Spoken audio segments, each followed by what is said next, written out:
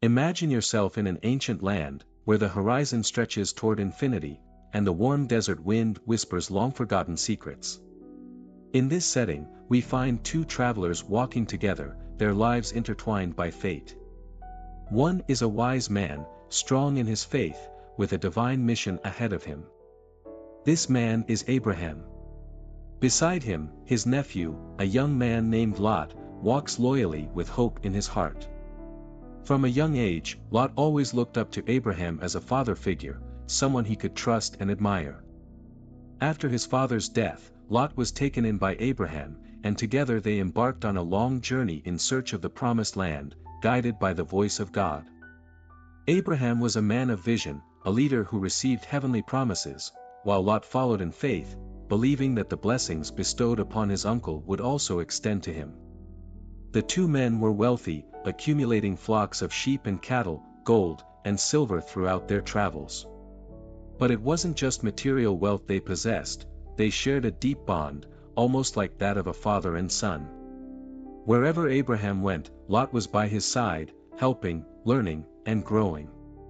They faced the unknown together, crossed relentless deserts, escaped dangers, and, with each step, God's favor accompanied them. But, as with any relationship forged through long journeys and challenges, the time would come when Lot and Abraham's paths would have to part. Not out of conflict or disagreement, but due to the inevitable growth of their families and wealth. Their possessions had grown so vast that the land could no longer sustain them together. Tensions began to rise between Lot's herdsmen and Abraham's herdsmen. Then, Abraham, always the peacemaker, proposed a solution, that they separate peacefully, each taking a different path while carrying with them God's blessing. Lot looked toward the horizon, and thus, fate began to draw new paths for them both. But Lot's heart was still connected to Abraham, his beloved uncle, the one who had guided and protected him all his life. At that moment of decision, Lot's future began to take shape, a solo journey that would lead him to an unexpected destiny, one that would forever transform his life and that of his family. And so, the first stage of Lot's story came to an end, while new challenges and trials awaited him. Lot found himself on the brink of a choice. Abraham, with his wisdom and calm, had given him the freedom to decide where to go. And there, before the vastness of the land, Lot lifted his eyes. In front of him, there were two directions. On one side, the hills of Canaan, rugged, dry, and challenging; on the other, the Jordan Valley, lush, with rivers winding through the land, and in the distance, the cities of Sodom and Gomorrah, gleaming like jewels in the landscape. The valley was fertile, abundant in pasture and water, almost a promise of ease and prosperity. For a man with large flocks to feed, the choice seemed obvious. With a determined heart and eyes full of hope, Lot chose the valley, deciding to settle near the cities of Sodom and Gomorrah. To him, this was the place where his fortune could flourish, where his family could grow in comfort and security. Abraham watched in silence, respecting Lot's decision. Without resentment, he set off in the opposite direction, toward the hills that seemed less promising but hid something much greater, the promise of God. Lot, on the other hand, descended toward the plains, toward Sodom, unaware that his decision was leading him toward a destiny filled with invisible dangers. At first, everything seemed perfect. The lands were indeed abundant. His flocks thrived, his wealth increased, and Lot felt that he had made the right choice. But Sodom, with all its external beauty, was a city marked by moral decay. Its inhabitants were known for their wickedness and violence, and it was a place where justice and goodness seemed to have disappeared. Even so, Lot settled in. He and his family built a new life in that region. He did not partake in the city's corruption, maintaining his integrity. But by getting so close to the darkness, Lot did not realize how much his own life was beginning to be influenced by the evil around him. He had distanced himself from Abraham, from his protection, from his guidance, and now, in Sodom, Lot was on his own. He felt the weight of this separation but believed he could keep his faith intact even in such a corrupt environment. What he didn't know was that, while he prospered in wealth, his soul was being tested. The Jordan Valley, with all its promise of abundance, began to show its shadows. And as Lot adapted to life in Sodom, the sky above him was already murmuring about the judgment that was to come. Years passed, and Lot's life in Sodom seemed stable. He had become a respected figure in the city, even though his morals differed from those of his neighbors. He continued to be a righteous man, trying to maintain his faith and values in a place where such virtues seemed to have been lost. But as the days went by, the shadows of Sodom seemed to creep ever closer to his life. The city's moral corruption was palpable. On every corner, in every square, Sodom was shrouded in acts of cruelty and perversion. The city's inhabitants were notorious for their depravity, and although Lot did not engage in the sins surrounding his home, he couldn't avoid the growing discomfort he felt. He knew he was living in dangerous territory, but he was rooted there. His family, his possessions, everything he had built was there. What could he do but stay and try to protect those he loved? The situation grew worse and worse. The men of the city were violent, driven by their darkest desires, and there seemed to be no limits to their wickedness. Nights were filled with fear, as the sounds of injustice and chaos echoed through the streets. Lot, despite his wealth and position, began to feel powerless. He wondered if he could ever truly escape the darkness that enveloped Sodom. Then, an unexpected event began to change the course of his story. One day, as the sun was setting on the horizon, two men arrived at the city's gate. They were unlike any other visitors Sodom had ever known. Their presence emanated a quiet peace and power, as if they carried with them the very authority of heaven. Without knowing who they really were but sensing something special about them, Lot ran to the city gate to meet them. With humility, Lot bowed before them and invited them to his home. "Come, my lords, and spend the night under my roof. Wash your feet, and in the morning you can go on your way," he said, with his characteristic hospitality.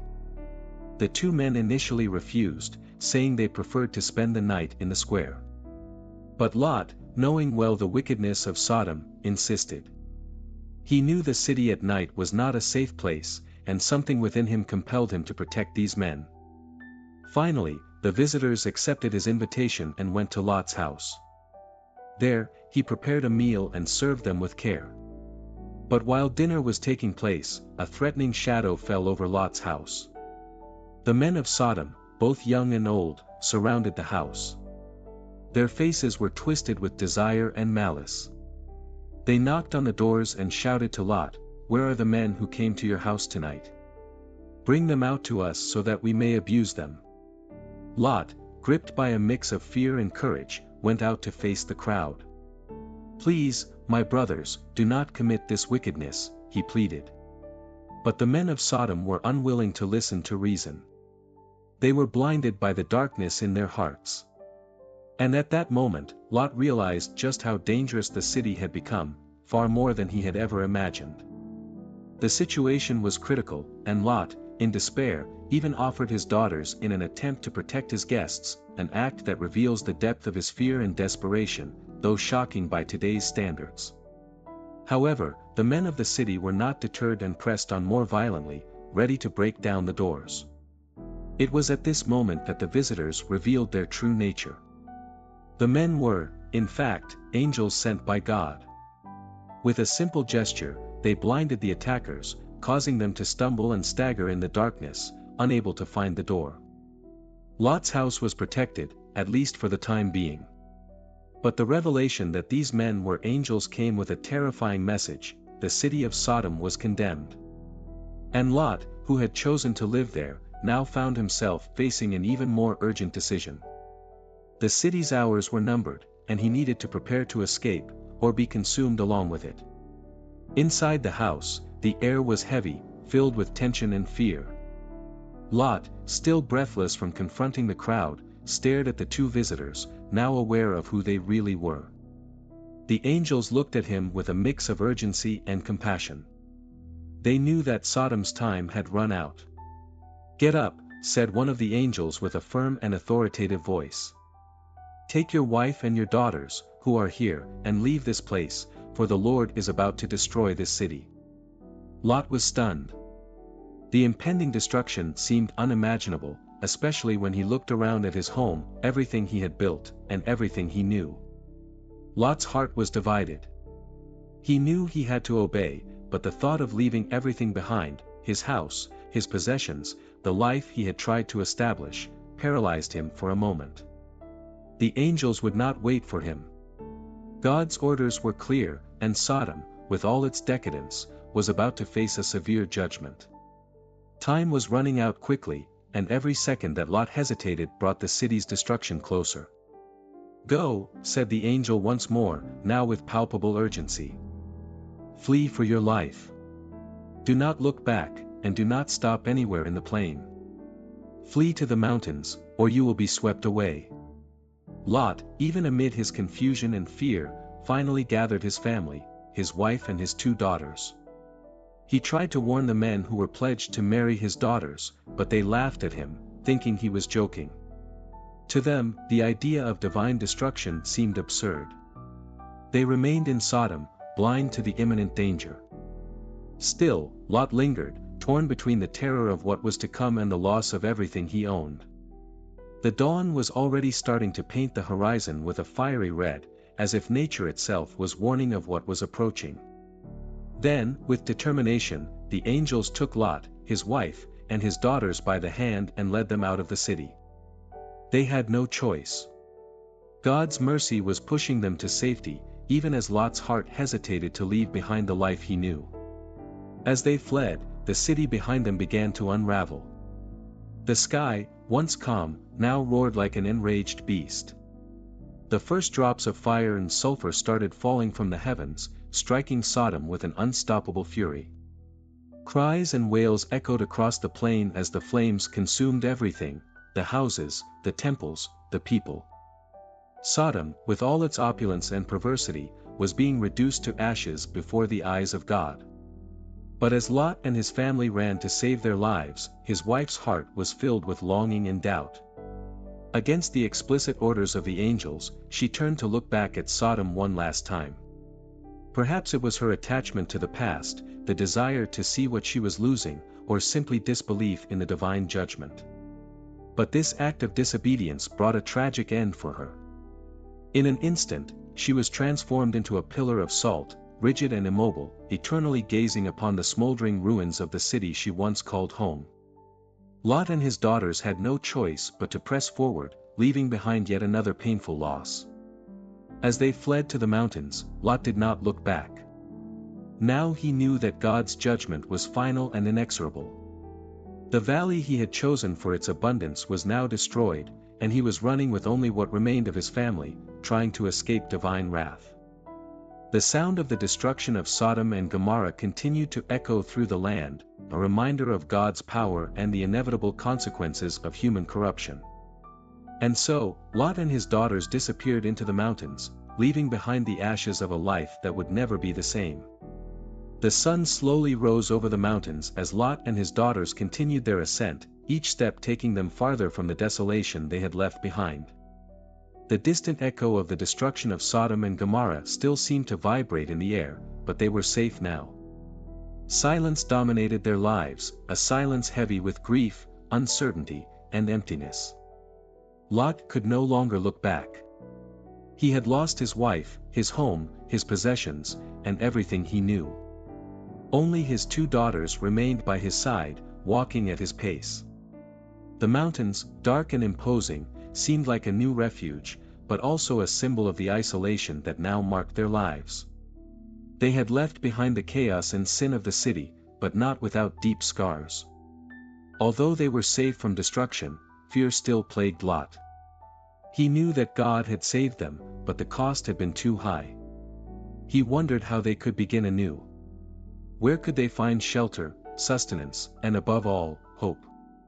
Deep down, Lot knew that he carried the weight of the consequences of his choices, and this tormented him. Upon reaching a cave in the mountains, Lot and his daughters settled there, far from civilization, far from the temptations and corruptions of the cities. It was a simple place, a temporary refuge, but at the same time, it reflected the state of their souls, desolate, isolated, empty. Lot's daughters, though they had survived, were deeply affected by the loss of everything they had known. They had witnessed God's destructive power, felt the terror of losing their mother, and the despair of leaving everything behind. The loneliness of the mountains and the absence of any sign of human life around them left them anxious and fearful of the future. To them, it seemed as though the world had been destroyed, and that there was no one left but them and their father. The nights in the cave were long and quiet. The fear of isolation and the desperate desire to ensure the continuation of their lineage began to consume Lot's daughters. They feared that, without descendants, their family name would disappear forever. And in the darkness of their thoughts, a bold and disturbing plan began to take shape. In their anguish, Lot's daughters made a decision that would have been unthinkable in normal times. Convinced that there were no more men with whom they could marry and perpetuate the family, they decided to intoxicate their father so they could lie with him and thus ensure the continuity of their lineage. To them, this was the only way to avoid the end of their family, even though the act was fraught with ethical and moral consequences. On the first night, the eldest daughter gave Lot wine until he became so drunk that he did not know what was happening. She lay with him, and he was unaware of what had occurred. The following night, the younger daughter did the same. Both became pregnant by their father, and although their plan was motivated by fear and hopelessness, the act itself echoed the deep corruption of values that their prolonged exposure to Sodom had left in their lives.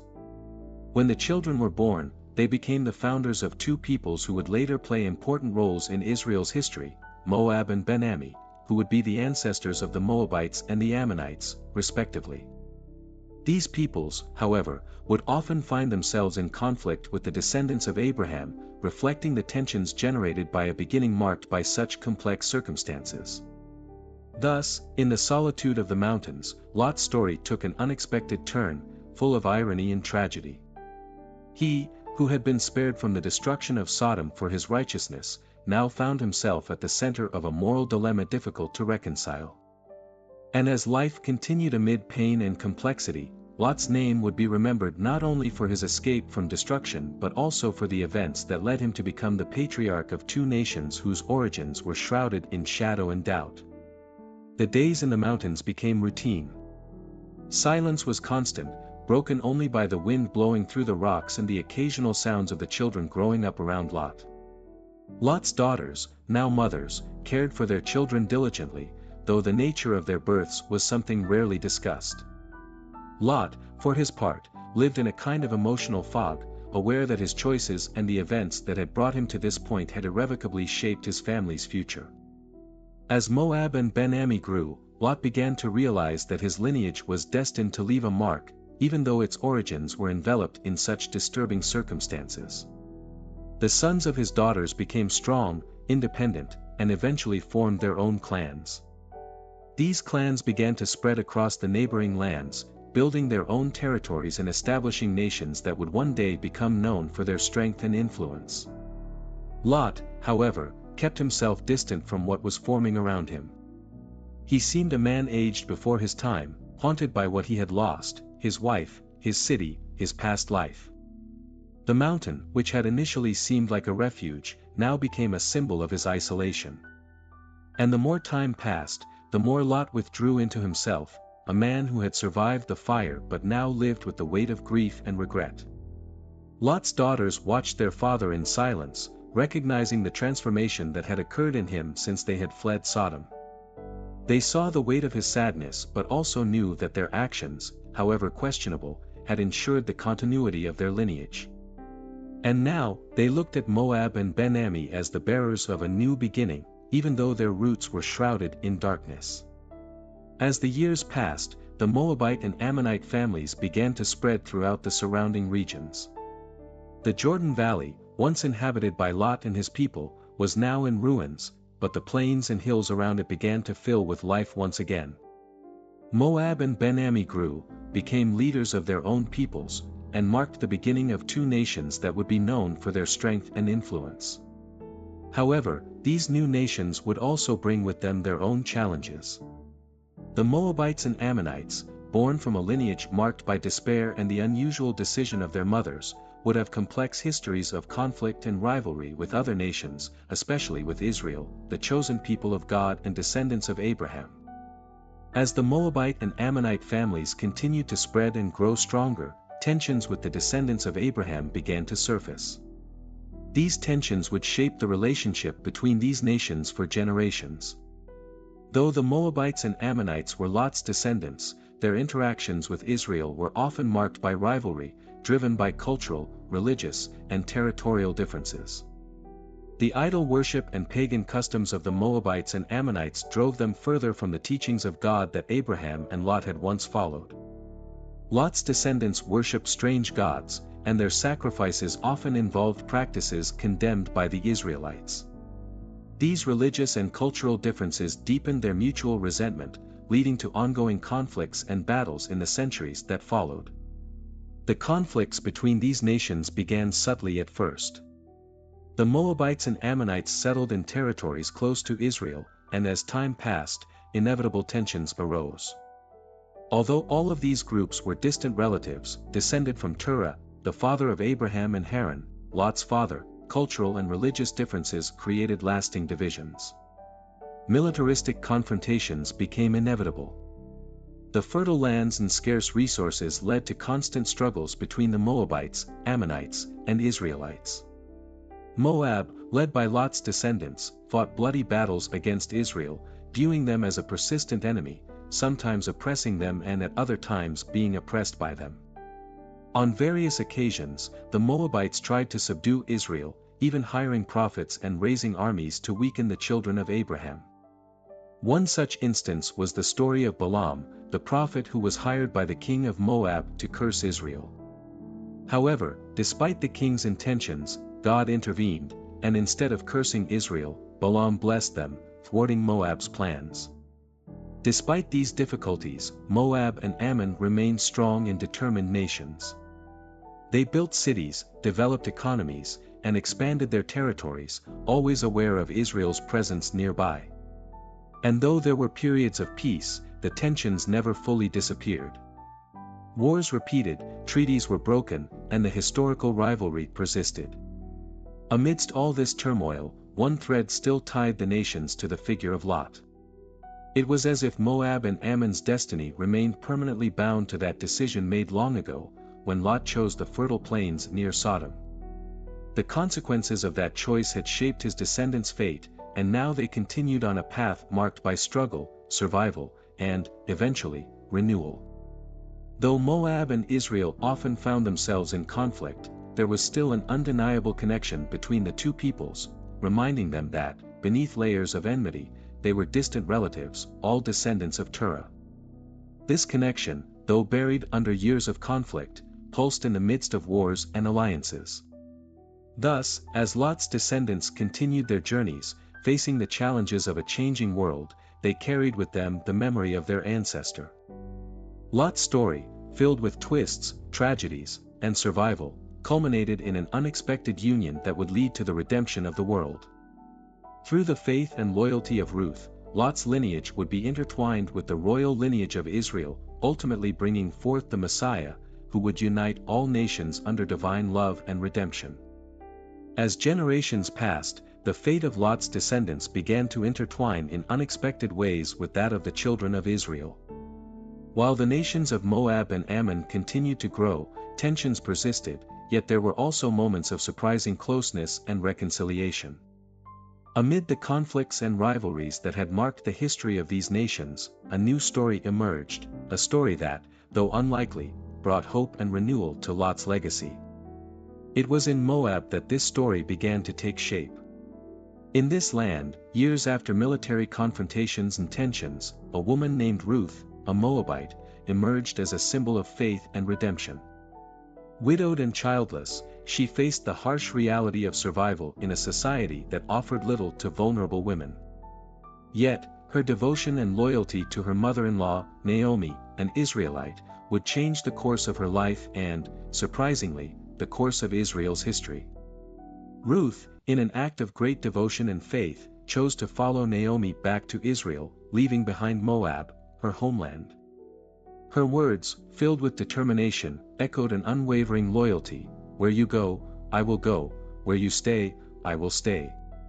Your people will be my people, and your God my God." This decision marked a turning point. Ruth, a Moabite, entered the land of Israel, and through her kindness, hard work, and faith, she found favor in the eyes of a man named Boaz, a distant relative of Naomi. Impressed by Ruth's virtue, Boaz married her. From this unlikely union came a lineage that would become central to the history of Israel. Ruth and Boaz's son, Obed, became the father of Jesse, and Jesse was the father of David, the future king of Israel. Thus, in an unexpected way, Ruth's Moabite blood was mingled with that of the Israelites, forging a powerful connection between Lot's descendants and the people of Abraham. Ultimately, it was from this lineage that the Messiah, Jesus Christ, would come, the one who would unite all nations under divine love and redemption. This extraordinary connection between Moab and Israel, embodied in Ruth, brought a kind of reconciliation across centuries of rivalry. It was not just a political reconciliation, but a spiritual one, a reminder that, even amid conflicts and divisions, God's purpose transcends human boundaries. Lot's story, filled with twists, tragedies, and survival, now culminated in a sacred union that would lead to the redemption of the world. Lot's lineage, through Ruth, was unexpectedly restored, as if, through her descendants, God had chosen to rescue and redeem the complexity of his past. Moab, a people born from controversial circumstances, was now intertwined with Israel's destiny in a way no one could have foreseen. And so, the cycle closed. Lot's story, marked by difficult decisions and tragedies, ended with hope and redemption through Ruth's faith and loyalty. Lot's lineage merged with Israel's royal line, demonstrating that even in the greatest adversities, God's grace can manifest in the most surprising ways.